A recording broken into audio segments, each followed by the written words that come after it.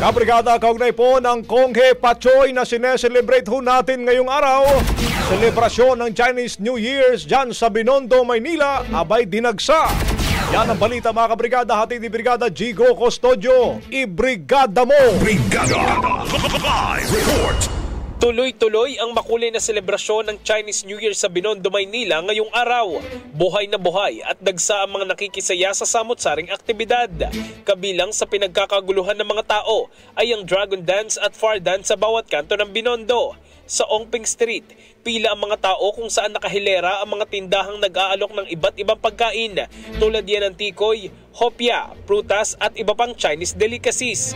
Mabenta na rin ang iba't ibang pampaswerte gaya ng Lucky Charm bracelet at figurine.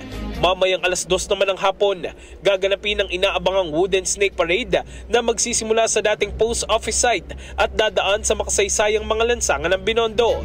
Sa ngayon ay nananatiling mapayapang sitwasyon sa Binondo at wala pang naitatalang untoward incidents.